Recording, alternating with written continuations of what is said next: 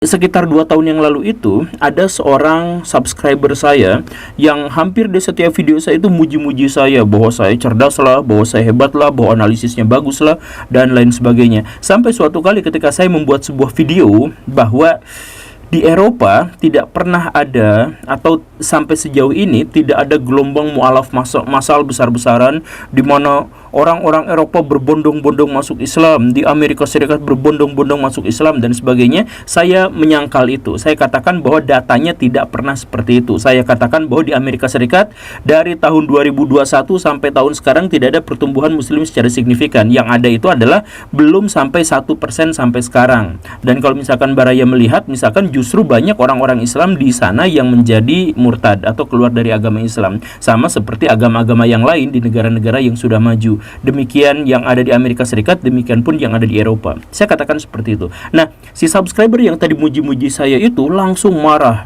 Ini guru gembul sok tahu, saya unsubscribe. Dia kemudian mendeklarasikan berulang-ulang, saya unsubscribe karena guru gembul ternyata bodoh, ternyata nggak ngerti apa-apa, nggak pernah itu. Yang menceritakan bahwa gelombang tsunami mualaf kaum muslimin di Eropa dan Amerika Serikat itu adalah Ustadz Anu. Guru gembul itu siapa? Masa bisa berani menyangkal data dari Ustadz Anu dan sebagainya gitu ya. Jadi memang dinarasikan di banyak media bahwa sekarang islamisasi itu gencar terjadi di mana-mana gitu. Jadi ada islamisasi berhasil terjadi di Australia, terjadi di negara-negara barat, di Eropa, di Amerika Serikat dan sebagainya. Bahkan ketika World Trade Center itu ditabrak, itu ada narasi bahwa setiap harinya ada 16.000 orang Amerika Serikat yang masuk Islam dan cerita-cerita yang aneh seperti itu gitu. Tapi itu harus disangkal Baraya, itu memang tidak benar, datanya memang tidak benar seperti itu. Bahkan banyak orang-orang Islam yang kemudian keluar dari ajaran agama Islam. Nah, kenapa bisa seperti itu? Ya, harus digarisbawahi bahwa memang orang-orang Eropa mendapatkan banyak sekali tambahan kaum muslimin, tetapi itu bukan dari mualaf, itu dari imigran. Katakanlah misalkan di Belanda, di Amsterdamnya itu ada sampai 10-15% kaum muslimin, ada iya memang, tapi itu dari imigran gitu ya. Kemudian di Prancis itu ada sekitar 10% kaum muslimin, yaitu imigran kebanyakannya, bukan gelombang mualaf besar-besaran berbondong-bondong, berduyun-duyun masuk Islam dan sebagainya. Ya ada yang seperti itu, tetapi tidak signifikan gitu. Nah, jadi justru kita harus berpikir hal yang sebaliknya. Kenapa banyak kaum muslimin yang imigran, yang imigrasi ke negara-negara Eropa? Kan coba Baraya perspektifnya tolong dibenarkan gitu ya. Tolong dibenerin, jangan menggunakan tendensi apapun, biar kita bisa mengetahui masalahnya dan kedepannya semoga kita bisa menemukan solusinya. Bahwa Islamofobia di barat, di Amerika Serikat terjadi itu bukan gara-gara kosong gak ada apa-apa tiba-tiba mereka melakukan sesuatu, ada latar belakangnya. Coba kita runut dari hal yang sangat sederhana. Kenapa banyak kaum muslimin yang melakukan migrasi ke Eropa dan kemudian menetap di sana, di Amerika Serikat dan sebagainya? Kenapa coba? Karena negara-negara Timur Tengah, negara Islam umumnya adalah negara yang penuh dengan konflik, penuh dengan ketidakjujuran, penuh dengan ketidakbenaran dalam pemerintahan. Kan begitu. Kita mulai dari yang paling mencolok, yaitu perang. Timur Tengah itu kaya akan peperangan. Iran versus Irak pernah terjadi, Irak versus Kuwait pernah terjadi, Arab Saudi ribut sama Iran pernah terjadi, Arab Saudi ribut sama Qatar pernah terjadi, Mesir berantem antara rakyat dengan pemerintahnya, Libya berantem antara rakyat dengan pemerintahnya, kemudian Israel Palestina kita tidak bisa lupakan, kemudian di Yaman kemarin ada bentrokan, Hizbullah ngelawan Lebanon itu pernah terjadi. Jadi ada banyak kekerasan, ada banyak perang di negara-negara yang mayoritas muslim, dan orang-orang yang ada di sana wajar kalau mereka misalkan melarikan diri ke negara-negara Eropa yang subur, yang makmur, yang perekonomiannya bagus, yang pejabat-pejabatnya jujur. Kita harus akui itu. Mereka pindah ke sebuah negara yang besar, yang maju, yang sudah tidak lagi memiliki masalah dengan penduduknya sendiri. Kan begitu. Itu sekali lagi ya, ini pasti akan sangat menyakitkan. Mungkin saya akan dibully habis-habisan, tapi ini faktanya. Baraya harus mulai menganalisisnya dari situ. Nah, setelah itu apa yang terjadi? Imigran-imigran yang berasal dari negara berkembang yang rawan konflik itu, ketika mereka datang ke sebuah negara yang mapan, mereka belum akan mampu menyesuaikan diri dengan budaya, dengan tradisi, dengan kebiasaannya. Akhirnya apa? Cek datanya Baraya secara jujur. Muslim-muslim imigran yang datang ke Eropa itu menambah angka kriminalitas. 2 kali lipat lebih banyak sejak imigran-imigran itu diterima. Kenapa seperti itu? Tidak hanya melulu gara-gara agamanya, tapi juga ada banyak sekali variabel, bahwa mereka latarnya adalah latar negara-negara konflik, bahwa mereka adalah orang-orang yang miskin, bahwa mereka tidak terdidik, bahwa mereka misalkan tidak sesuai dengan tradisi orang-orang barat dan sebagainya. Ada banyak sekali alasan, tetapi yang jelas bahwa faktanya, ini fakta kerasnya, bahwa kriminalitas meningkat, kekerasan meningkat di negara-negara Eropa gara-gara banyak imigran dari kaum muslimin. Kan gitu. Nah, inilah yang akhirnya menyebabkan Islamofobia meningkat di Eropa. Kan begitu rumusannya. Nah, kenapa kita harus mengambil perspektif dari sini? Ya, agar kita bisa introspeksi dan bisa memperbaiki diri, daripada kita berpikir bahwa setiap apa yang terjadi di dunia ini yang menimpa kaum muslimin pasti yang salahnya adalah pihak lain gitu. Kan kebiasaan kita untuk menenangkan jiwa kita, untuk menenteramkan hati kita, maka kita itu cari-cari kambing hitam. Setiap ada kekalahan dan kelemahan kita salahkan, itu Amerika Serikat, itu media-media barat, itu dan sebagainya. Itulah yang akhirnya membuat kita tidak mau introspeksi dan tidak mau menemukan masalahnya, dan akhirnya kita tidak bisa menemukan solusinya apa. Ya, masalahnya aja kita ingkari gitu kan. Misalkan gini lah Baraya, dalam doktrin Islam itu kaum muslimin itu tidak bisa dikalahkan sama kaum yang lain. Satu-satunya yang bisa mengalahkan mereka itu adalah diri mereka sendiri. Itu janji di dalam Quran, itu janji Tuhan itu seperti itu.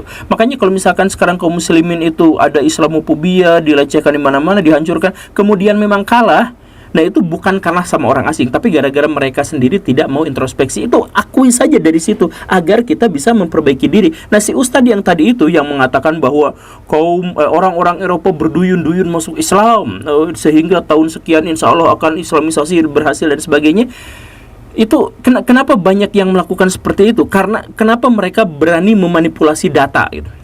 Ya, sebenarnya bukan memanipulasi data, sebenarnya mereka berusaha untuk menenangkan jiwa mereka. Mereka itu nggak mau berjihad. Kan kalau misalkan ya, kaum muslimin sekarang itu lemah, kaum muslimin itu sekarang menjadi masalah di sana.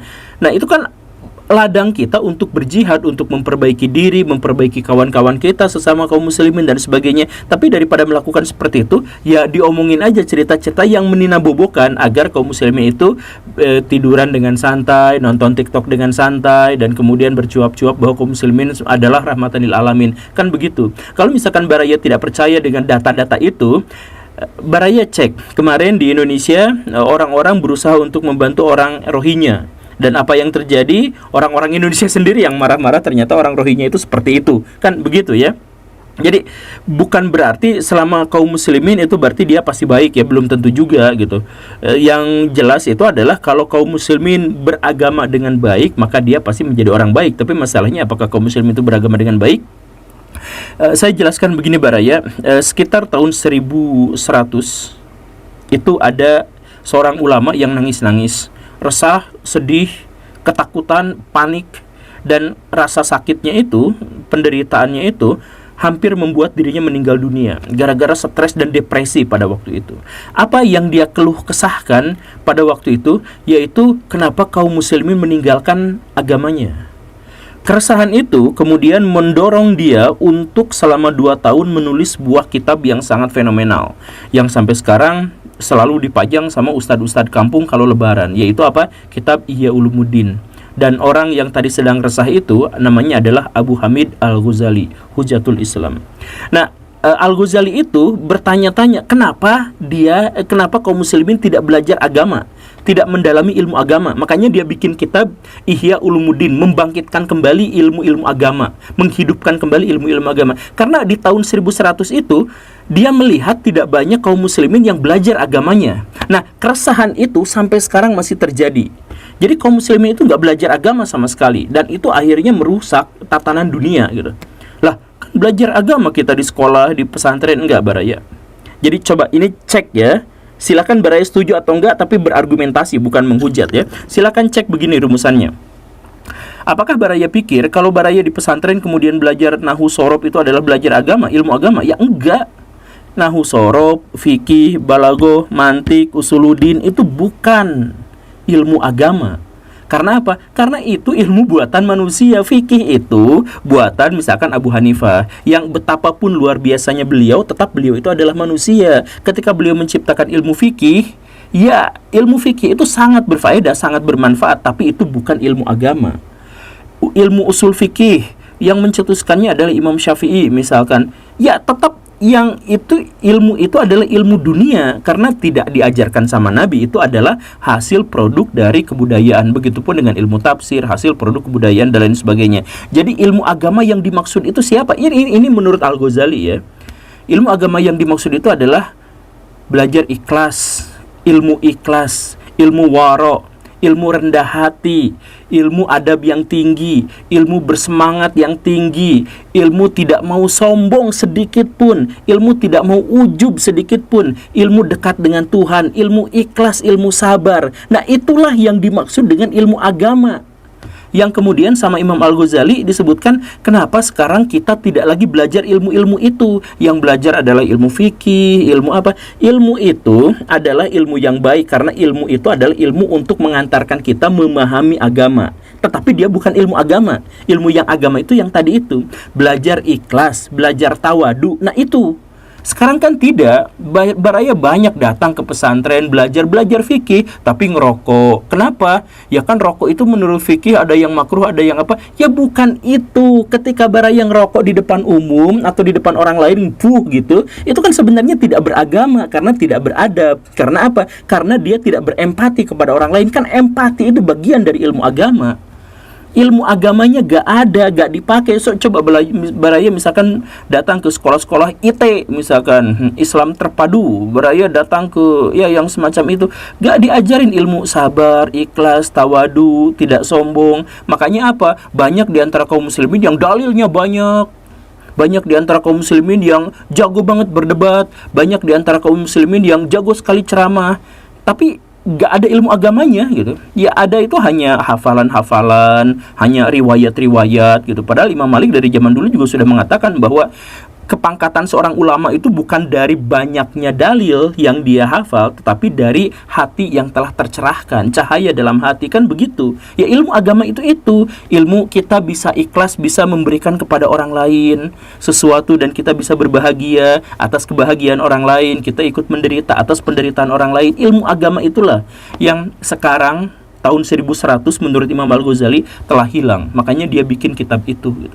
Nah, cuman ya pada akhirnya sekarang juga kita merasakan itu. Akhirnya kaum muslimin di mana-mana atau di banyak tempat malah jadi bikin masalah, bikin onar. Bahkan di antara kaum muslimin sendiri banyak ribut, saling tuding satu sama lain. Ya karena apa? Ya nggak belajar ilmu agama. Yang belajarnya itu adalah ilmu dunia tadi yang dicap sebagai ilmu agama. Ironi dan mungkin paradoks di negeri ini. Jadi Baraya tentu saja mengetahui ada sebuah narasi besar di Indonesia bahwa kalau kita mau selamat dunia dan akhirat, maka dekatlah dengan para ulama. Semakin dekat kita dengan ulama, semakin dekat kita masuk surga. Semakin jauh dari para ulama, maka semakin tersesatlah kita.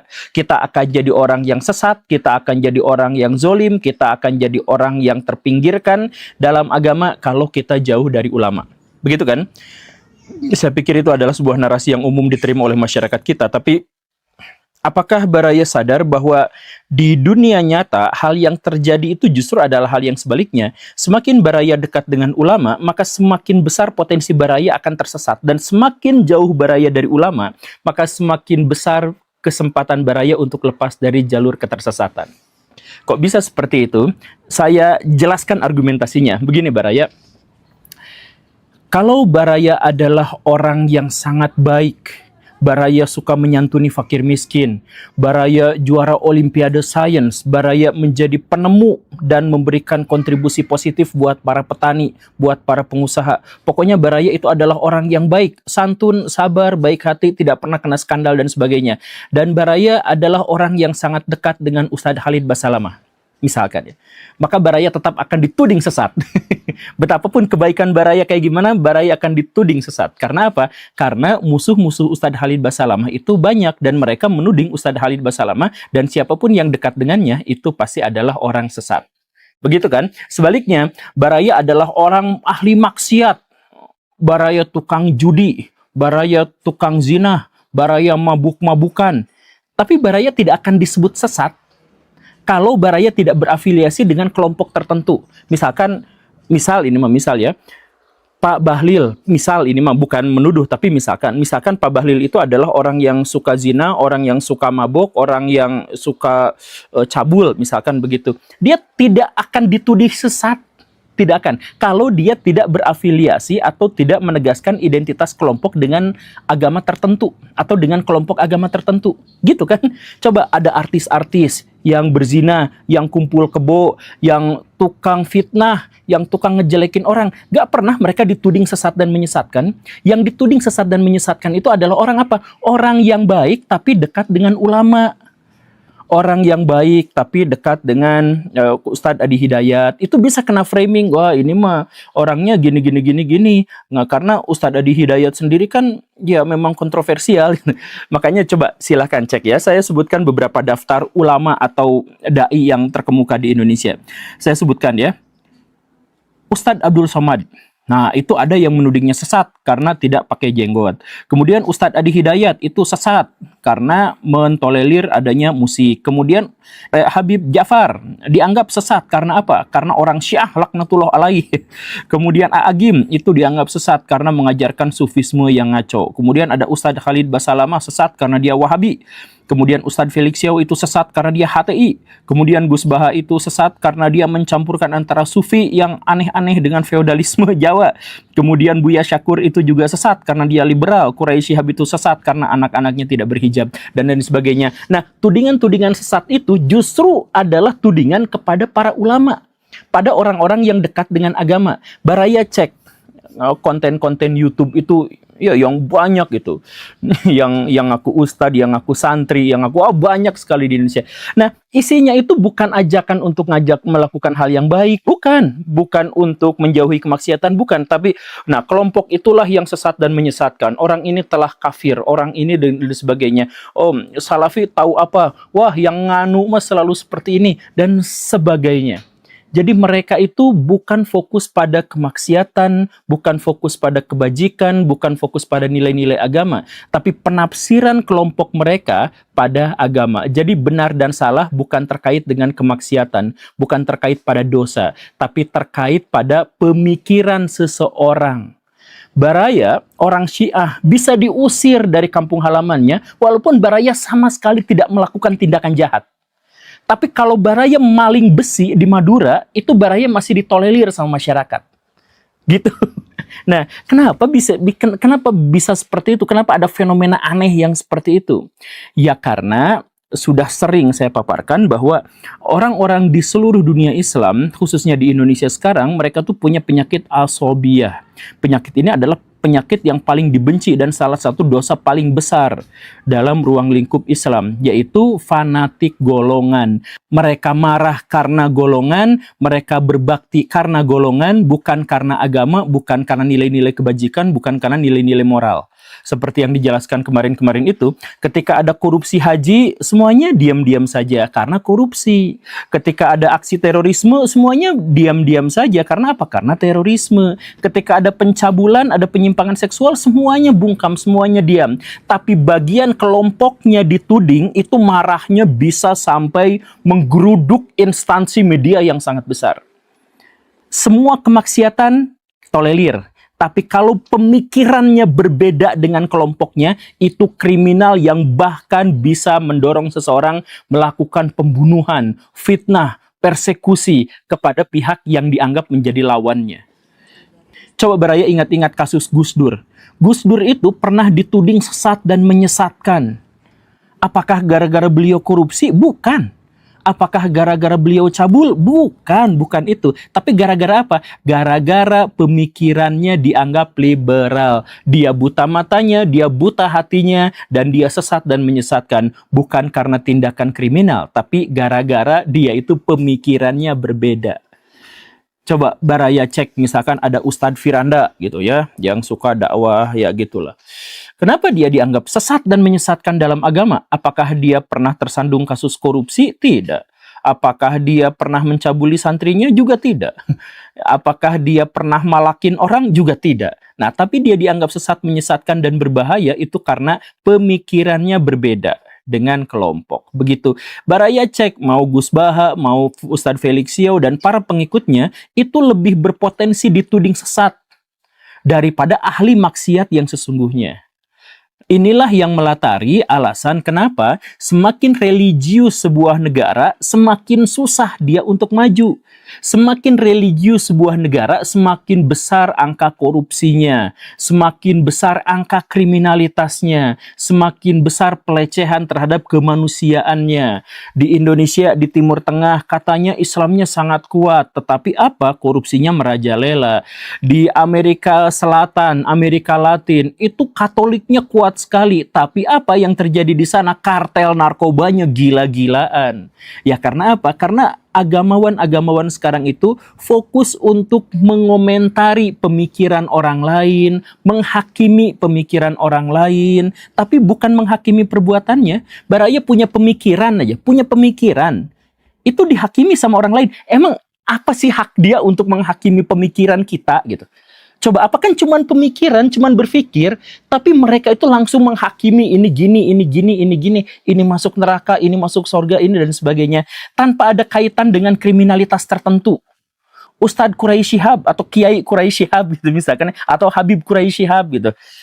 Dia mengajarkan perdamaian, dia mengajarkan kebaikan, hanya gara-gara pemikirannya menganggap bahwa hijab itu tidak wajib, langsung diboykot. Hati-hati, jangan ikut pengajian itu, karena dia anaknya aja nggak pakai hijab, apalagi. Kan itu soal penafsiran dia terhadap teks-teks kitab suci, dan dia sama sekali tidak melakukan kejahatan. Nah, inilah yang membuat kita tuh jauh dari agama kita sendiri, karena justru semakin kita dekat dengan agama, semakin dituding sesat. Makanya, pada akhirnya solusi saya itu dianggap sesat. Padahal ini tuh sesuai dengan Quran dan Sunnah. Kalau ada perdebatan di antara baraya semua, di antara kaum muslimin semuanya, maka yang harus dilakukan itu adalah apa? Kembali kepada Quran dan Sunnah. Sesimpel itu. Tapi perkataan saya ini pun akan dituding macam-macam. Bahwa itu adalah perkataan yang sesat dan sebagainya. Karena apa? Ya walaupun ngikutin Quran dan Sunnah, tapi kalau pemikirannya seperti itu nggak sesuai dengan golongan mereka, sesat. Maka pemikiran Quran dan Sunnah itu harus sesuai dengan tafsiran kami. Nah, kalau gitu baru benar. Coba cek. Baraya baca Quran dan Sunnah, itu Baraya bisa dianggap nanti tersesat. Karena ini Al-Quran dan Sunnah kan susah dimengerti. Baraya tidak tersesat kalau sesuai dengan pemikiran mereka. Gitu. Coba kita misalkan kembali ke dalam Quran dan Sunnah ya. Apa sih sebenarnya yang diperintahkan sama Quran dan diperintahkan sama Sunnah? Nih saya bacain satu-satu ya. Berbuat baik kepada orang lain. Jangan sombong dan congkak. Maafkanlah kesalahan orang lain. Ini yang di dalam Al-Quran ya. Kemudian berbicara dengan nada halus dan sopan. Kemudian rendahkan suara kamu. Jangan mengejek orang lain. Berbakti kepada orang tua. Jangan meluarkan kata-kata yang tidak menghormati orang tua. Jangan memasuki kamar pribadi orang tua tanpa izin. Catat hutang-hutang kamu. Jangan mengikuti orang membabi buta. Jangan taklid buta gitu ya. Kemudian berikan toleransi kepada yang berhutang kepadamu. Kemudian jangan makan riba, jangan korupsi, jangan ingkar janji. Kemudian jaga kepercayaan orang lain kepadamu. Kemudian jangan campur adukan kebenaran dengan kebohongan. Kemudian berlaku adillah kepada semua manusia dan lain sebagainya. Nah, ajaran Quran tuh begini. Semua, jadi Baraya cek aja. Baraya silahkan cek baca ya. Kalau sama mereka tuh nggak boleh. Kecuali lihat bimbingan dari mereka. Tapi Baraya cek aja baca. Itu perintahnya sesederhana itu, larangannya juga sesederhana itu. Tapi justru sama kelompok-kelompok itu tuh diabaikan, mereka melakukan itu semua. Jadi misalkan mereka congkak, mereka melakukan persekusi, mereka melakukan framing, mereka melakukan fitnah, mereka kata-katanya kasar luar biasa. Tapi ngaku beragama. Sedangkan yang diajarkan di dalam Al-Quran sama mereka semuanya ditentang. Kasus korupsi, mereka pelakunya. Pencabulan, mereka pelakunya. Tapi mereka memframing orang lain, menghakimi orang lain hanya berdasarkan pemikirannya. Makanya coba Baraya pikirkan baik-baik seberapa besarnya bahaya dari asobiyah ini. Dan kata-kata saya ini juga tetap akan ditentang, bukan gara-gara saya melakukan tindakan kriminal, bukan. Tapi karena saya bertentangan dengan pemikiran dari golongannya. Terima kasih karena sudah menyimak. Saya Guru Gembul. Assalamualaikum warahmatullahi wabarakatuh.